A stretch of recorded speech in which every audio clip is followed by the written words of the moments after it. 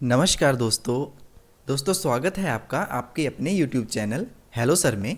Students, हम discuss कर रहे थे टेंसेस के ऊपर और टेंसेस में भी हमने प्रेजेंट टेंस का जो पहला सब पार्ट है, इसका क्या नाम है, उसका प्रेजेंट इंडेफिनिट टेंस, उसको पिछली वीडियो में कम्प्लीटली डिस्कस कर भी लिया था। तो आज की वीडियो में हम डिस्कस करेंगे इसके सेकेंड सब पार्ट को, जो कि है हमारा प्रेजेंट कॉन्टिन्यूस टेंस। चलिए, इससे पहले हम प्रेजेंट कॉन्टिन्यूस टेंस पे आएँ, जल्दी से एक बार चारों के नाम जान लेते हैं। पहले नंबर पे था हमारा प्रेजेंट इंडेफिनिट टेंस, नंबर 2 पे हमारा प्रेजेंट कॉन्टिन्यूस टेंस, इसको हम आज की वीडियो में कम्प्लीटली डिस्कस करेंगे। नंबर 3 पे आएगा दोस्तों हमारा present perfect tense and last में प्रेजेंट परफेक्ट कॉन्टिन्यूस टेंस, जो कि रहेगा नंबर 4 पे।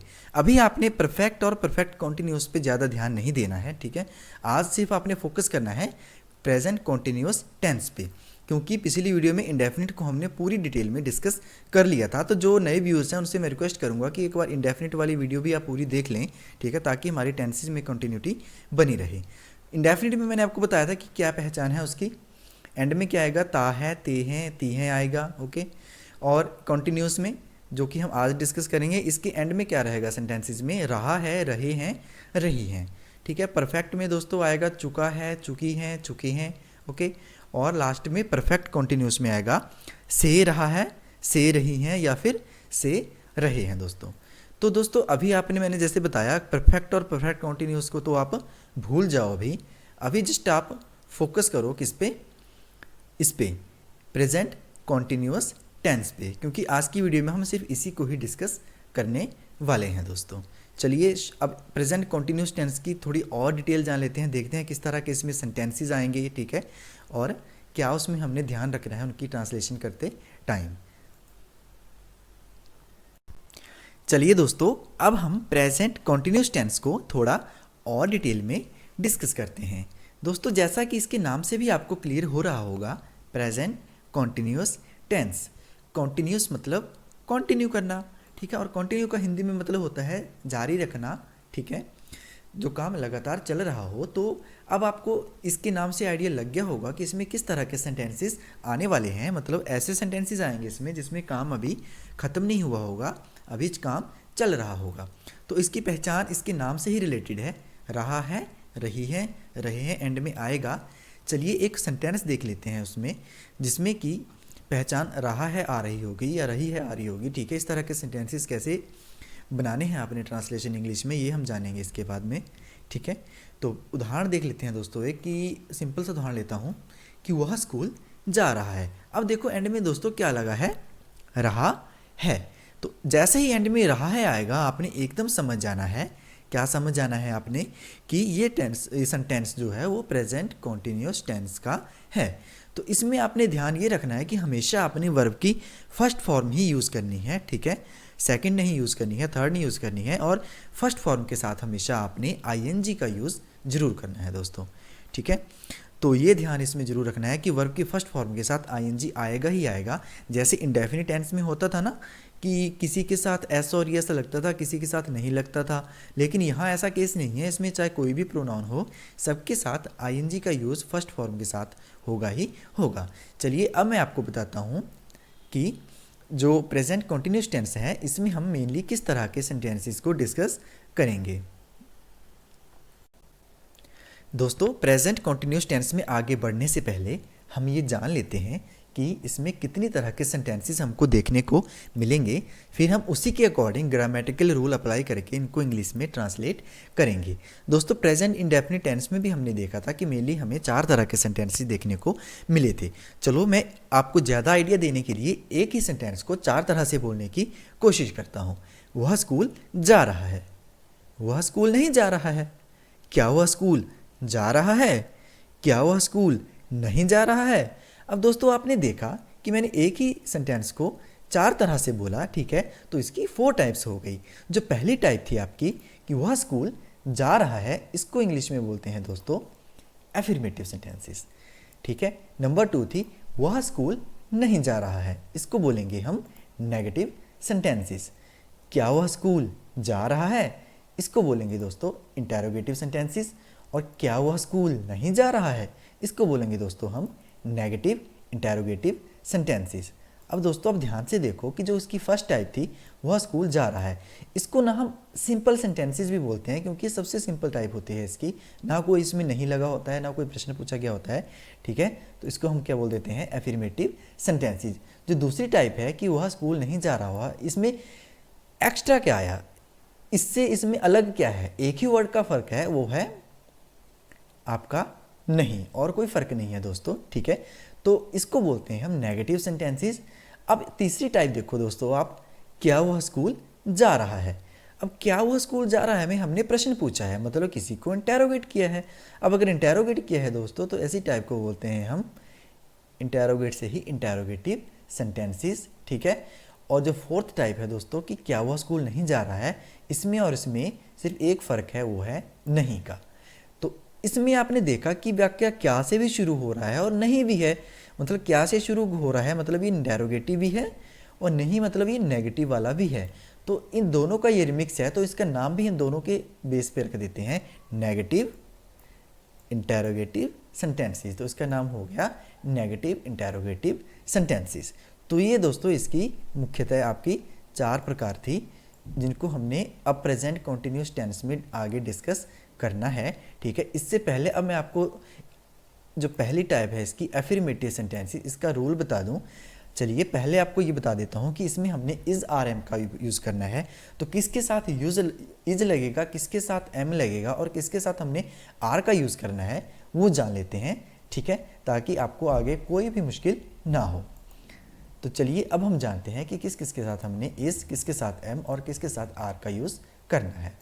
दोस्तों प्रेजेंट टेंस में मुख्यतः 3 तरह की हेल्पिंग वर्ब का यूज़ किया जाता है। कौन कौन से हैं वो, इज, एम और आर। तो ये जानना बहुत ज़रूरी है कि कौन कौन से प्रोनाउन के साथ इज का यूज़ किया जाता है, कौन कौन के साथ एम का और कौन कौन से के साथ आर का यूज़ किया जाता है दोस्तों। अब दोस्तों ये आपने गलत नहीं करना है, वैसे मुझे लगता है कि हम छोटी क्लासेस से ही इनका यूज़ करते आ रहे हैं, तो सबको ये क्लियर ही होगा कि एम कहाँ लगाना है, इज कहाँ लगाना है और आर कहाँ लगाना है। लेकिन फिर भी अगर क्लियर नहीं है तो जल्दी से एक बार देख लेते हैं, ठीक है, क्योंकि इसमें कोई मिसअंडरस्टैंडिंग नहीं होनी चाहिए जब इनका यूज़ हम करेंगे दोस्तों जो आपका एम है ये सिर्फ आई के साथ यूज़ किया जाता है, ठीक है। आई के साथ हमेशा एम लगता है और एम के साथ हमेशा आई का यूज़ किया जाता है। अब दोस्तों जो इज़ है ये सिंगुलर केस में ही यूज़ होता है, जैसे लड़कों में हो गया तो ही के साथ लगा देंगे, ठीक है। अगर लड़की हुई तो शी के साथ लगा देंगे, ठीक है। इट के साथ भी इसका यूज़ किया जा सकता है। और दोस्तों इसका यूज़ होता है जैसे किसी का नाम हो, राम, श्याम, सोहन, मोहन, कोई भी नाम हो, अगर वो सिंगुलर केस में आपके सामने आता है तो उसके साथ भी आपने इज़ का ही यूज़ करना है दोस्तों जो आर होता है अब वो प्लूरल्स में यूज़ किया जाता है। अब आई की बात नहीं होगी, अब वी की बात होगी, ठीक है, अब हम की बात होगी, ठीक है। यू के साथ भी इसका यूज़ कर सकते हैं, क्यों, क्योंकि यू प्लूरल्स में भी यू ही यूज़ रहता है और सिंगुलर में भी यू ही रहता है, तो यू के साथ भी आपने हमेशा आर ही लगाना है। या फिर जैसे दे, अब दे भी प्लूरल केस में यूज़ किया जाता है, दे का हिंदी में मतलब वे। अब वे की बात है तो मतलब या तो 2 हैं या 2 से ज़्यादा हैं, तो इसके साथ भी आपने आर का ही यूज़ दोस्तों करना है हमेशा। अब दोस्तों इसमें कोई कन्फ्यूज़न आपको रहनी नहीं चाहिए कि किसके साथ इज का करना है, ठीक है। आई के साथ मैंने आपको बता दिया हमेशा एम का यूज़ होगा और एम के साथ हमेशा आई का यूज़ होगा दोस्तों। ही, शी, इट या किसी का नाम हो जाए, ठीक है, इसके साथ हमेशा आपका इज ही यूज़ होगा। और जो तीसरा ग्रुप बच गया वी, यू, दे या और भी कोई प्लूरल आ जाए, ठीक है, उसके साथ आपने क्या यूज़ करना है दोस्तों, आर यूज़ करना है, ठीक है। और वो तो मैं पहले आपको बता ही चुका हूँ क्या, कि जो वर्ब की फर्स्ट फॉर्म है उसके साथ आपने आईएनजी का यूज़ आपने करना ही करना है दोस्तों, उसमें आपको कोई भी कन्फ्यूज़न नहीं रहनी चाहिए। तो अब हम जानते हैं दोस्तों आगे कि आपका जो एफर्मेटिव सेंटेंस है उसका ग्रामेटिकल रूल क्या है, ठीक है, और उसको हम ट्रांसलेशन हिंदी से इंग्लिश करते टाइम ग्रामेटिकल रूल को कैसे अप्लाई करेंगे। तो चलिए देखते हैं अब हम अफर्मेटिव सेंटेंसेस को। जैसा कि दोस्तों आपको पहले भी बताया था कि अफर्मेटिव मतलब सिंपल सेंटेंसेस, सबसे सिंपल रहते हैं ये, कोई इसमें कॉम्प्लिकेशन नहीं होती है, ठीक है। तो इसका रूल क्या है दोस्तों, ग्रामेटिकल रूल पहचान आपको बता दी गई थी, चाहे वो अफर्मेटिव हो चाहे वो आपका नेगेटिव हो, कोई भी हो, एंड में रहा है ही आएगा। तो जब आपने पहचान लिया कि ये वाक्य एफर्मेटिव सेंटेंस क्या है। वैसे आगे भी हम इसको डिस्कस करेंगे और उदाहरण इसके, तब ज़्यादा क्लियर हो जाएगा आपको, ठीक है। जैसे आपको पता लग गया कि ये वाक्य एफर्मेटिव सेंटेंस है, तो आपने ये रूल अप्लाई करना है दोस्तों। सबसे पहले आएगा आपका सब्जेक्ट, सब्जेक्ट के बाद आएगा दोस्तों आपका इज, आर, एम, जो भी सूटेबल होगा सब्जेक्ट के साथ वो आपने लगाना है, ठीक है। उसके बाद दोस्तों आपने हमेशा वर्ब की कौन सी फॉर्म लगानी है, पहले भी बताया फर्स्ट फॉर्म यूज़ करनी है। V1 का मतलब है यहाँ पे V for verb, 1 for first, कि फर्स्ट फॉर्म ऑफ वर्ब, पहली फॉर्म ही आपने लगानी है। उसके बाद दोस्तों ING नहीं भूलना है आपने, वर्ब की फर्स्ट फॉर्म के साथ आपने ING का यूज़ आपने करना ही करना है दोस्तों। और अगर ऑब्जेक्ट दिया गया है कोई तो उसका भी यूज़ आपने एंड में करना है। अब दोस्तों इसमें सब्जेक्ट क्या होता है, पहले आपको ये भी मैं आपको क्लियर कर दूँ, ठीक है, कि दोस्तों इसमें जो सब्जेक्ट है, सब्जेक्ट क्या होता है, सब्जेक्ट का मतलब होता है दोस्तों कि काम किसने किया। जैसे मैं पत्थर लिख रहा हूँ तो इसमें सब्जेक्ट मैं है, ठीक है। इसके बाद इज, आर, एम जो सब्जेक्ट के साथ लगेगा वो आपने लगाना है। अभी हमने देखा किसके साथ क्या लगता है, वर्ब की फॉर्म देखेंगे ING लगानी है। और अगर ऑब्जेक्ट दिया गया है, ऑब्जेक्ट क्या है दोस्तों, जैसे मैंने बोला कि मैं पत्थर लिख रहा हूँ, अब मैं पत्थर लिख रहा हूँ, इसमें जो पत्थर है वो ऑब्जेक्ट है कि काम क्या किया, ठीक है। तो अगर वाक्य में दिया गया है तो आपने लगाना है, नहीं दिया गया है तो आपने नहीं लगाना है। हम मिक्स वाक्य देखेंगे जिसमें कुछ में दिया होगा कुछ में नहीं दिया गया होगा, ताकि आपको कोई भी कन्फ्यूज़न इसमें ना रह जाए, ठीक है। तो अब हम इसके कुछ और एग्जांपल्स देखते हैं दोस्तों एफर्मेटिव सेंटेंसेस के, और उनको ट्रांसलेशन करने की अब कोशिश करते हैं ताकि ज़्यादा क्लैरिटी आपको अब हो जाए। तो चलिए अब देखते हैं इसके कुछ एग्जांपल्स। सेंटेंसेस मतलब क्या, सिंपल सेंटेंसेस, ठीक है। और इसका रूल हमने पीछे डिस्कस कर भी लिया। अब हम डिस्कस करेंगे कुछ एग्जांपल्स जो कि बेस्ड होंगे एफर्मेटिव सेंटेंसेस पे, और कोशिश करेंगे उनकी इंग्लिश बनाने की। तो चलिए पहले एक बार स्क्रीन पे रूल सेट कर लेते हैं ताकि हमें उनकी इंग्लिश बनाने में कोई दिक्कत ना हो। तो पहले भी बताया, पहले सब्जेक्ट आएगा, उसके बाद क्या आएगा आपका इज, आर, एम। उसके बाद दोस्तों क्या लगाना होता है, आपने वर्ब की फर्स्ट फॉर्म लगानी होती है। लेकिन फर्स्ट फॉर्म के साथ एक चीज़ हमने भूलनी नहीं है, वो क्या है, उसके साथ दोस्तों आपने ING भी लगाना ही लगाना है। और एंड में दोस्तों, एंड में आपने अगर ऑब्जेक्ट दिया है तो लगाना है, नहीं दिया है तो कुछ नहीं लगाना है। तो ये इसका रूल है दोस्तों आपका एफर्मेटिव सेंटेंसेस का। ऐसे बोलेंगे इसको, subject plus is, are, am plus verb की first form plus ING plus object. चलिए अब एक एग्जाम्पल लेते हैं। तुम चिट्ठी लिख रहे हो, जी हाँ, तुम चिट्ठी लिख रहे हो। इसकी इंग्लिश बनाएंगे दोस्तों हम ऊपर लिखे हुए रूल की सहायता से। अब इसमें पहले लिखेंगे सब्जेक्ट। सब्जेक्ट क्या है दोस्तों, इसमें सब्जेक्ट है दोस्तों इसमें तुमको इंग्लिश में बोलते हैं यू, ठीक है। तो सब्जेक्ट की जगह आ गया आपका यू। अब यू के साथ दोस्तों इज, आर, एम में से क्या लगेगा दोस्तों, अगर आपको पता हो पिछली स्लाइड में हमने डिस्कस किया कि इज, आर, एम में यू के साथ आर का यूज़ किया जाता है, तो आपने यू के आगे लिख दो अब आर। सब्जेक्ट से आगे आपका यू, इज, आर, एम से आगे आपका आर। अब इसमें वर्ब की फर्स्ट फॉर्म क्या है दोस्तों, वर्ब है इसमें आपकी लिखना, ठीक है। तुम तो वर्ब नहीं है, चिट्ठी वर्ब नहीं होती, रहे हो भी वर्ब नहीं होती, तो लिखना वर्ब है। लिखने को बोलते हैं हम राइट। तो वर्ब की फर्स्ट फॉर्म की जगह लग जाएगा आपका राइट। अब दोस्तों इसके साथ लगाना है आपने ING, वो लगाना ही लगाना है, इसमें कोई भी वो नहीं है, ठीक है। ऑब्जेक्ट क्या है दोस्तों, इसमें ऑब्जेक्ट है इसमें चिट्ठी, लिखा क्या, ठीक है, चिट्ठी। चिट्ठी को या पत्थर भी बोल सकते हो आप, ठीक है। तो ऑब्जेक्ट की जगह आ गया आपका अ लेटर। अब राइट और इंक को आपने अलग अलग नहीं इकट्ठा लिखना है, तो ये बन जाएगा आपका राइटिंग। तो दोस्तों बहुत आसान है इसकी इंग्लिश बनाना, ठीक है। जैसे आपने देखा भी होगा कि सब्जेक्ट की जगह आ गया आपका यू, इज, आर, एम में से आ गया आपका दोस्तों आर। वर्ब की फर्स्ट फॉर्म क्या थी इसमें, राइट थी, ठीक है। इसके साथ हमने ING भी लगाया, और ऑब्जेक्ट क्या था इसमें अ लेटर। तो ये बन गया you are writing a letter. I think कोई कन्फ्यूज़न नहीं है दोस्तों इसमें, ठीक है। तो चलिए कुछ और एग्जांपल देख लेते हैं इसके, जो कि बेस्ड हैं एफर्मेटिव सेंटेंसेस पे ही, ताकि कोई कन्फ्यूज़न है भी तो वो भी आपकी दूर हो जाए दोस्तों। तो आई थिंक आपको दोस्तों समझ आ रहा होगा ये, ठीक है। अब कुछ और एग्जांपल देखते हैं, कि जैसे हमने एग्जांपल लिया अभी अगला कि वह स्कूल जा रहा है, ठीक है। अब इसमें देखो दोस्तों सब्जेक्ट भी दिया है, ऑब्जेक्ट भी दिया है, ठीक है।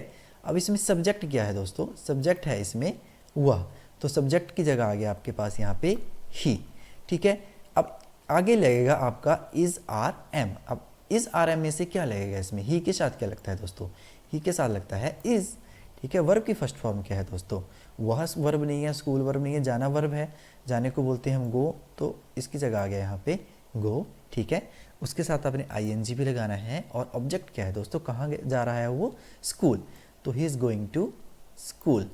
बहुत आसान है दोस्तों, कोई उसमें कन्फ्यूज़न नहीं है, ठीक है। अगला सेंटेंस देखो, तुम गाना गा रहे हो, ठीक है, तुम गाना गा रहे हो। अब इसमें सब्जेक्ट क्या है दोस्तों, सब्जेक्ट है इसमें आपका यू दोस्तों, ठीक है। सब्जेक्ट क्या है दोस्तों इसमें आपका यू।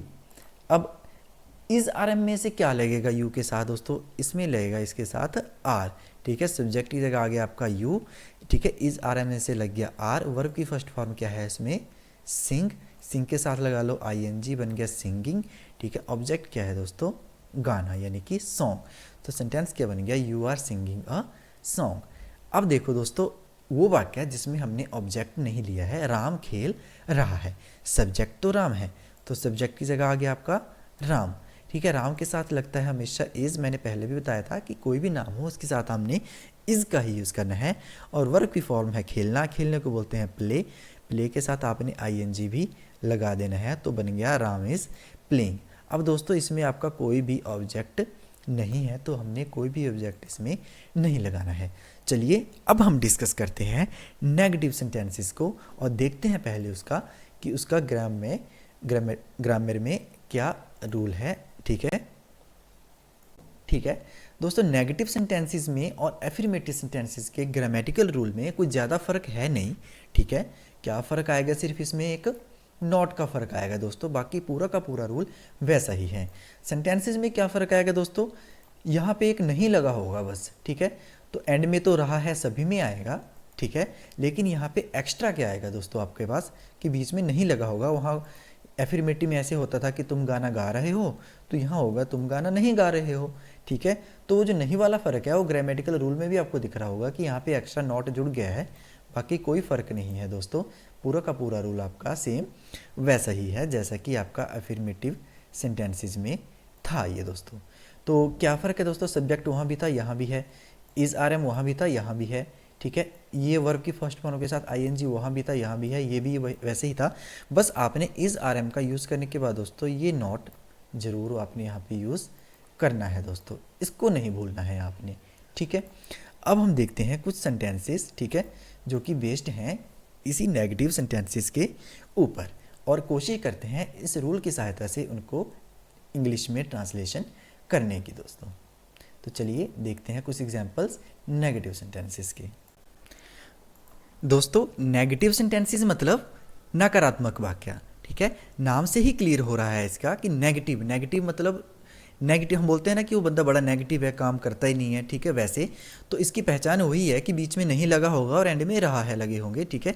तो रूल में भी कोई डिफरेंस नहीं है दोस्तों, जो एफर्मेटिव का रूल था सेम वही फॉलो हो रहा है। डिफरेंस किसका है, डिफरेंस है दोस्तों इसका, ये जो निकल के आया अभी नॉट, वहाँ नॉट नहीं है, यहाँ पे सिर्फ एक्स्ट्रा आपका नॉट आ जाएगा, बाकी आपका सेम वैसे ही रहेगा जैसे एफर्मेटिव में होता है, ठीक है।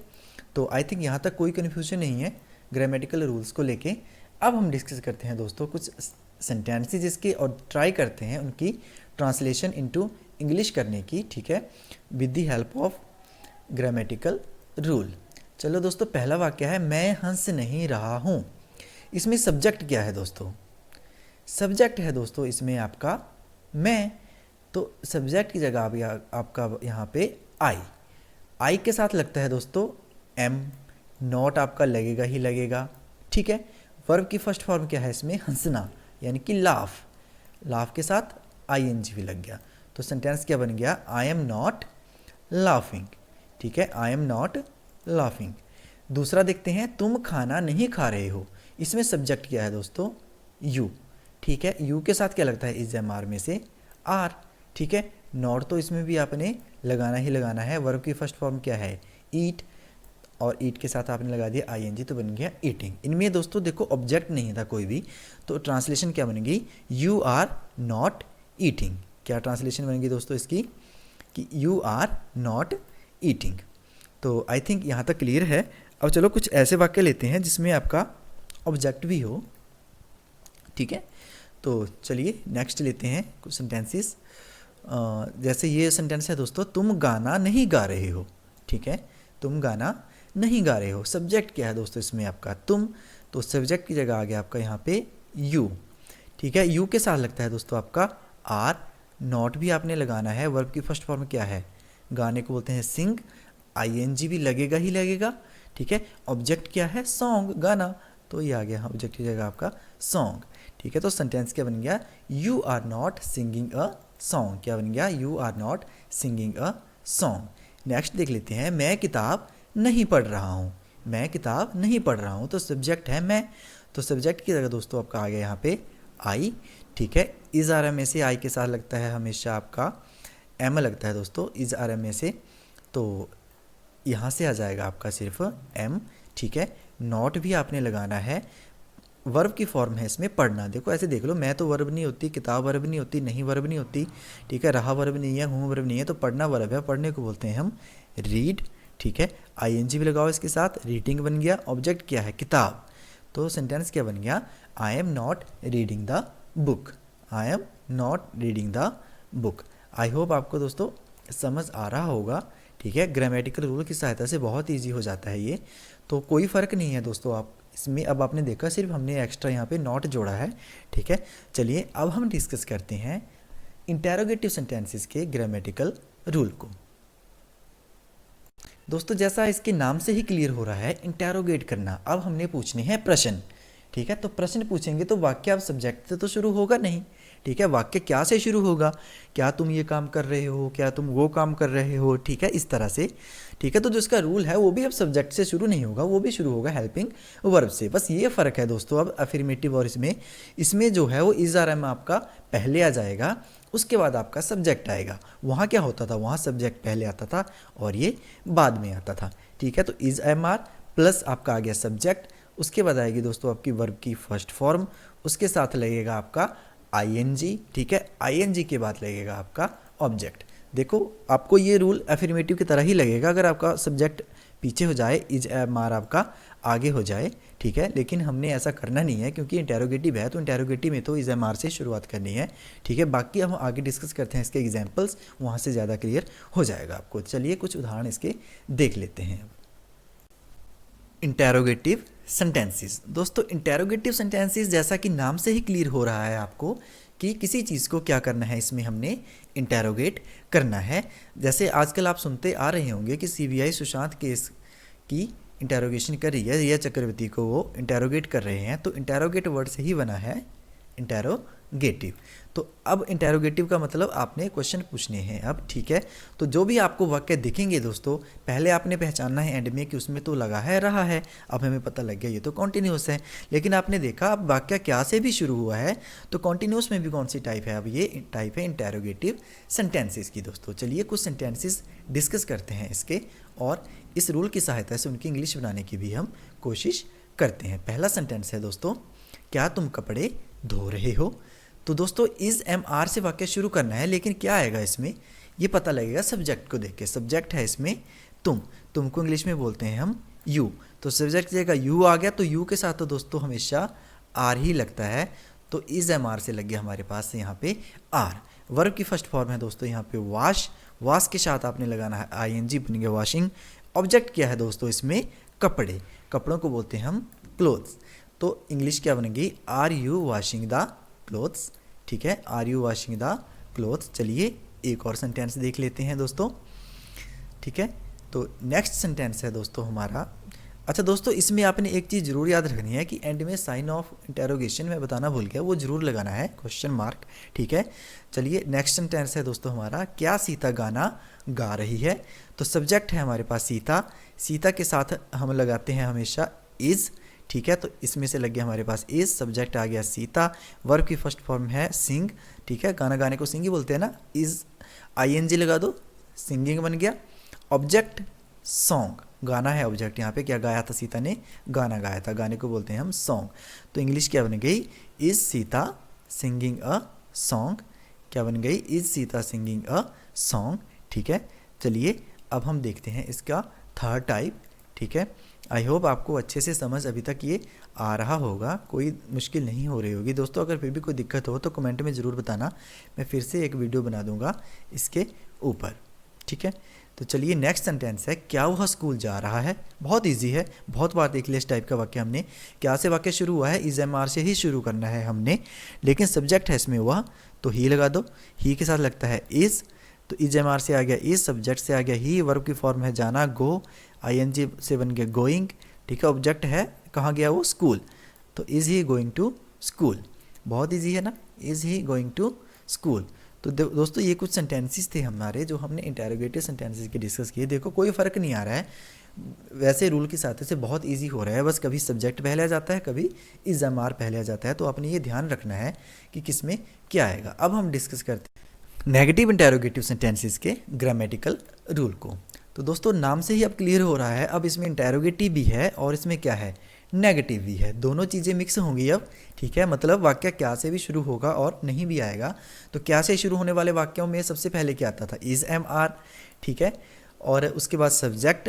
अब क्योंकि इसमें दोस्तों नहीं भी आएगा तो आपने सब्जेक्ट के बाद आपने इसमें नॉट भी ज़रूर ऐड करना है दोस्तों। तो रूल किस इस तरह से बन रहा है कि is am are plus subject plus not, उसके बाद दोस्तों वर्ब की फर्स्ट फॉर्म के साथ आ गया आई एन जी, और एंड में दोस्तों क्या आ जाएगा आपका, एंड में आ जाएगा आपका ऑब्जेक्ट। अगर दिया गया है तो आपने ज़रूर इसको लगाना है। तो क्या रूल बन गया दोस्तों, is am are plus subject plus not plus verb की फर्स्ट फॉर्म प्लस ऑब्जेक्ट। ठीक है, चलिए कुछ सेंटेंसेस देख लेते हैं जो कि बेस्ड हैं इसी रूल पे। दोस्तों नेगेटिव इंटेरोगेटिव सेंटेंसेस। ठीक है, जैसे मैंने आपको पहले भी बताया कि ये दो प्रजातियों के मिलने से बना है, नेगेटिव सेंटेंसेस और इंटेरोगेटिव सेंटेंसेस, क्योंकि इसमें नेगेटिव वाले गुण भी पाए जाते हैं और इंटेरोगेटिव वाले गुण भी पाए जाते हैं। मतलब वाक्य जो है वो क्या से शुरू होता है, लेकिन बीच में एक आपका ये जो नॉट आ रहा है ना, वो नहीं भी आता है बीच में। ठीक है, तो इसका रूल मैंने आपको पीछे भी बता दिया, वैसे जल्दी से स्क्रीन पे एक बार फिर से लिख लेते हैं, फिर इसके सेंटेंसेस हम देख लेते हैं। ठीक है, तो रूल क्या बन गया दोस्तों, आपका रूल बन गया आपका is am are plus subject plus not plus verb की फर्स्ट फॉर्म के साथ आई एन जी, उसके बाद आ गया आपका ऑब्जेक्ट। चलिए पहला सेंटेंस देखते हैं। पहला सेंटेंस है दोस्तों आपका, क्या हम गाना नहीं गा रहे हैं। ठीक है, क्या हम गाना नहीं गा रहे हैं। तो इसमें दोस्तों जो सब्जेक्ट है आपका वो है हम, तो लेकिन आपने शुरुआत करनी है इज एम आर से, तो क्योंकि सब्जेक्ट हम है, मतलब सब्जेक्ट आपका वी है, तो वी के साथ हमेशा आर लगता है, तो आर से शुरुआत करो। सब्जेक्ट की जगह आ गया आपका वी। ठीक है, नॉट की जगह नॉट ही लगाएंगे। वर्ब की फर्स्ट फॉर्म क्या है, सिंग, और इसके साथ आई एन जी भी आपने लगाना ही लगाना है, और ऑब्जेक्ट है इसमें दोस्तों गाना, तो सॉन्ग ही लग गया लास्ट में। तो are we not singing the song. दोस्तों मैंने ये कुछ सेम टाइप के सेंटेंसेस इसलिए लिए हैं, जैसे गाना वाले ज़्यादा लिए हैं, ताकि हम देखें कि एक ही वाक्य को जब नेगेटिव में ये कैसे बनता है, इंटेरोगेटिव में क्या चेंज होता है। देखो हमने नेगेटिव में देखा था हम गाना नहीं गा रहे हैं, तो वहाँ देखा था we are not singing the song. अब ये क्योंकि नेगेटिव इंटेरोगेटिव है तो आर पहले आ गया, वी बाद में आ गया, बाकी सेम वैसे ही रहा। तो ये कंसेप्ट क्लियर करने के लिए मैंने सेम लिया है, ताकि आपको एक वाक्य को तीन टाइप से देखेंगे तो आपको ज़्यादा क्लियर हो जाएगा इसका ग्रामेटिकल रूल। चलिए इसका सेकंड सेंटेंस देखते हैं दोस्तों अब हम। ठीक है, तो दूसरा वाक्य है दोस्तों इसमें कि क्या तुम स्कूल नहीं जा रहे हो। ठीक है, अब इसमें फिर से क्या से वाक्य शुरू हुआ है, क्योंकि सब्जेक्ट तुम है तो तुम के साथ आर लगता है इंग्लिश में। ठीक है, यू के साथ हमेशा आर लगता है। सब्जेक्ट आ गया आपका यू, नॉट आपका आएगा ही आएगा। वर्ब की फॉर्म है गो, गो के साथ आई एन जी लगाओ, गोइंग। कहाँ जा रहे हो, स्कूल नहीं जा रहे हो, तो गोइंग टू स्कूल। तो are you not going to school, ये बन गई इसकी आपकी इंग्लिश। तो आई थिंक कोई ज़्यादा कॉम्प्लिकेटेड आपको नहीं लग रहा होगा। ठीक है, चलिए एक और थर्ड टाइप इसकी डिस्कस कर लेते हैं दोस्तों। तीसरा सेंटेंस लेते हैं दोस्तों इसका हम, और वो है आपका कि क्या राम काम नहीं कर रहा है। क्या है, क्या राम काम नहीं कर रहा है। ठीक है, तो दोस्तों सब्जेक्ट है इसमें राम, तो राम के साथ तो हमेशा मैंने आपको पहले बताया था आपका इज ही लगता है। सब्जेक्ट आ गया राम, नॉट लगाओ। वर्ब की फॉर्म है डू, उसके बाद आई एन जी भी लगाओ, डूइंग। ठीक है, ऑब्जेक्ट है आपका काम, काम को इंग्लिश में बोलते हैं वर्क। तो is Ram not doing the work, ये बनेगी इसकी इन इंग्लिश। ठीक है, तो आई होप दोस्तों आपको नेगेटिव इंटेरोगेटिव भी अच्छे से समझ आया। तो दोस्तों हमने चारों टाइप के सेंटेंसेस डिस्कस कर लिए। एफर्मेटिव डिस्कस किया, उसके बाद हमने नेगेटिव डिस्कस किया, उसके बाद दोस्तों हमने इंटेरोगेटिव डिस्कस किया और उसके बाद हमने नेगेटिव इंटेरोगेटिव को डिस्कस किया। तो हमने देखा कोई ज़्यादा फ़र्क नहीं था तीनों में, चारों में, ठीक है। अफर्मेटिव और नेगेटिव में क्या फ़र्क था, केवल नॉट का फ़र्क था। और इंटेरोगेटिव और नेगेटिव इंटेरोगेटिव में भी दोस्तों सिर्फ एक नॉट का ही फ़र्क है, शुरुआत इज़ एम आर से होगी वहाँ पे। दोस्तों अगर आपको वीडियो पसंद आई हो तो लाइक ज़रूर कीजिएगा, ठीक है, शेयर ज़रूर कीजिएगा जिनको आपको लगता है कि इसकी ज़रूरत है बच्चों को टेंस सीखने में, तो उन तक आप ये वीडियो ज़रूर पहुँचाइएगा दोस्तों, ठीक है। तो और जो मेरे नए व्यूअर्स हैं दोस्तों वो सब्सक्राइब जरूर कर लीजिएगा, बहुत मोटिवेशन मिलती है मुझे इससे, इसी तरह की वीडियोस आपके सामने लाने की, ठीक है। तो मिलते हैं इसकी नेक्स्ट वीडियो में जहां हम डिस्कस करेंगे प्रेजेंट परफेक्ट टेंस को। तब तक के लिए टेक केयर, जय हिंद, जय भारत।